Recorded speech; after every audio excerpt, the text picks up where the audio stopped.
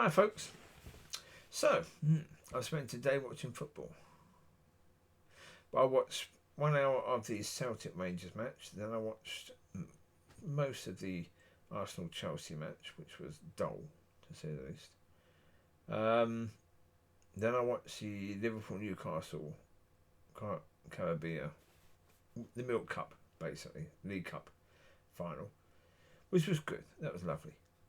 Seeing Newcastle win, for the fans, beautiful. That's the thing about that. I was saying to someone later, well, early on, but later than that's why I like football. Because with that, you have around about 20,000 fans that are just experiencing pure joy. And that is wonderful. There's not many things that can do that, but football can. And fantastic. But there's other things in football. Whether I watch the Leicester Man United game, but I was going to say, there's other things in football that just annoy me. So many things. There was one time when a player in one of the games, which game it was, panicked and got rid of the ball quickly, a defender. And the commentators were saying someone should have told him that he had more time. And I'm thinking, excuse me, this person is paid a lot of money. A lot of money. Anywhere between £80,000 and £200,000 a week. A week. £80,000 to £200,000 a week. And he can't look around him before the ball comes to him and know that there's no opposition player near him. He can't do that. He needs someone else to tell him that there's no one else around him, opposition player. For goodness sake, as an amateur, I knew that. I was able to tell, okay, I'm wearing red, they're wearing blue, there's no blue shirts around me, therefore I've got time, I can relax a bit. I was able to do that just by looking. And I knew that's what you do. When the ball's coming to you, you need to know where your teammates are and where the opposition is. You need to always be aware of that. Okay, in most games, that's not so easy to do. Especially when people run around like, like they really aren't in control. But that's amateur football. You get that. But certainly professional, when that's your job, you're getting paid a huge money and you can't even know. Well, it's just like so many others. They miss the passes, go awry all the time. And when they're lumping the ball forward, they can't find a teammate. You get some teams, do brilliantly at, when the ball is in the air, the defenders head the ball to a teammate. Other teams just head the ball out. As long as it goes out, that's all that matters.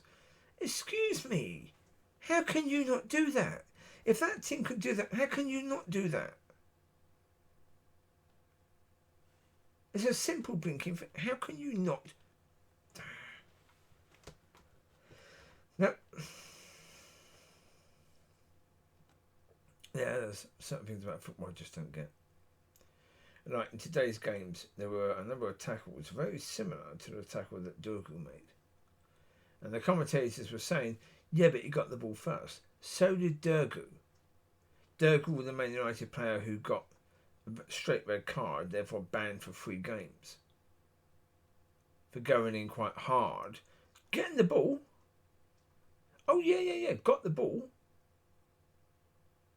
But because the other player, as he got the ball was moving away from him, and the opposition player then blocked the ball. Dorgu's foot went over the ball and connected with the opposition player. That was deemed as aggression and aggressive foul. Therefore, red card straight away. In today's games, there were a lot of tackles exactly the same as that. Not only the commentators, but the referees were saying, nah, that's fine. What? I'm starting looking and going, excuse me, How? Well, that Liverpool game again. Oh my gosh. A lot of people are saying that Slot has had a good season. No, I don't think he has. I honestly don't think he has. At one point it looked like it because in the Champions League they were top of the rankings at one point. But then they come up against PSG and they were woeful in the first game. They were absolutely terrible. They didn't even show up. In the second game they showed up a bit, but not really. No. And today, again, in the first 70 minutes, Liverpool weren't really in it at all. No. Why? I don't know. Newcastle were all over them. You know, every time there was a second ball, Newcastle won it. They wanted it more. And so, yeah, for Newcastle, well done. It is only the League Cup, yeah, but to them, brilliant. Brilliant. So, well done to them. But yeah, it was an interesting day. Oh, and there was another one. There was in the Chelsea-Arsenal game, there was the Chelsea right back, I do believe, Cucurella, who basically fell over. And because he didn't get the decision, absolutely raged at the linesman. When he did that, Godson said to me, that's what liars do. All liars do that. The Cucurella was lying. He wasn't fouled, but he was pretending he was fouled. He was acting like he was fouled because he wanted a free kick. It might even have been a penalty ask. I'm not totally sure. Free kick or penalty, don't know. But because he didn't get it, he riled at the linesman because, the linesman didn't believe his lie. But when he riles at the linesman now has a thought in his head saying, maybe I was wrong. Maybe he was actually fouled. Therefore, next time he falls over, the linesman's more likely to give him the decision. And that's the way that liars work all the time, because with a liar, again, they get very offended when you don't believe them. Because then next time they lie, they know that maybe you think last time you were wrong.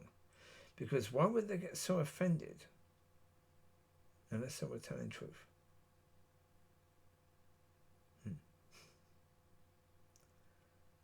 Yeah, being football, they're taught to do that. Yeah. The young player for United, Heaven, he got very badly injured. Good young player again, though, 18. Good attitude. He gets stuck in. He seems to have some ability. Yeah, being calm about it. Yeah, he's not going to be the next best defender in the world right now. We can't judge it that way, but he certainly seems to have the right attitude, and he's a very forward-thinking defender. So, yeah, very perfect for Ruben Amorim's hopes for the future. But yeah, don't know what his injury was, but they're carrying him off on a stretcher, having put his leg in one of those things to protect the leg, as if he had broken it. Or broken his ankle, or broken something. And he looked like he was in a lot of agony. So, and this is a team that has so many players out again injured. They've got to do some work in the summer, Man United. They've got to work out which players get injured easily, which players need more time to recover, and get rid of them. Because, unfortunately, you're still paying their wages even though they're not actually performing and they're not doing their jobs during this time.